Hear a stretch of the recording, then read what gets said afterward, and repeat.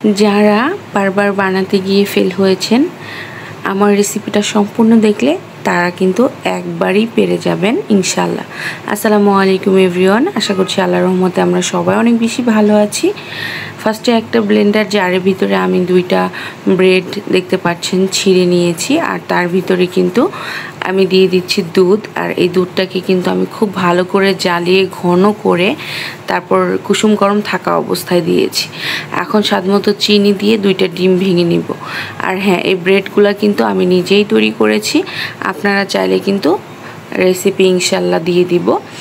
যাই হোক, 2টা ডিম ভেঙে নিলাম, আর এই 2টা ডিম ভেঙে সামান্য পরিমাণ একটু লবণ দিয়ে দিলাম, কারণ আমার কাছে মনে হয় যে কোনো মিষ্টি জাতীয় খাবারে একটু লবণ দিলে টেস্টটা কিন্তু খুবই ভালো আসে। আমি ব্লেন্ড করে নিয়েছি দেখতে পাচ্ছেন। আর এর ভিতরে অন্যদিকে আমি একটা বাটিতে ক্যারামেল তৈরি করে নিয়েছিলাম। আর এখন একটা ছাঁকনির সাহায্যে আমি কিন্তু উপকরণগুলো ছেঁকে নিলাম। অবশ্যই ছেঁকে নেবেন, তাহলে কিন্তু এটা পারফেক্টলিভাবে হবে। অন্যদিকে চুলায় আমি পানি বসিয়ে দিয়েছিলাম, আর তার ভিতরে একটা টিস্যু দিয়ে আমি সেই বাটিটা বসিয়ে দিলাম, কারণ টিস্যুটা দিলে আপনার বাটিটা কোনো দিকে মুভ করবে না, আপনার প্রপারলিভাবে হয়ে যাবে। দেখতে পাচ্ছেন ফিরে এসেছি 40-45 মিনিট পর কতটা ফ্লাফি হয়েছে।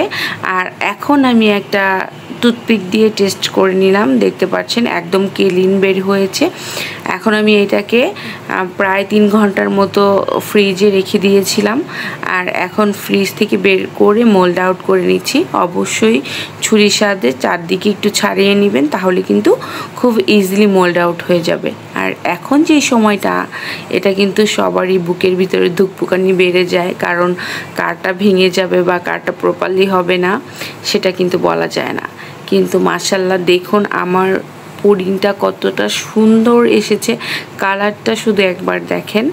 আর গিয়ে আপনারা যদি এইভাবে বাসাতে তৈরি করেন, ইনশাল্লাহ একবার রেসিপিটা দেখে তৈরি করলে একবারিতেই পেরে যাবেন আশা করা যায়। দেখুন কতটা প্রপারলি হয়েছে, আর এটার স্বাদ কোনোভাবে আপনি কোনো কিছুর সাথে তুলনা করতে পারবেন না।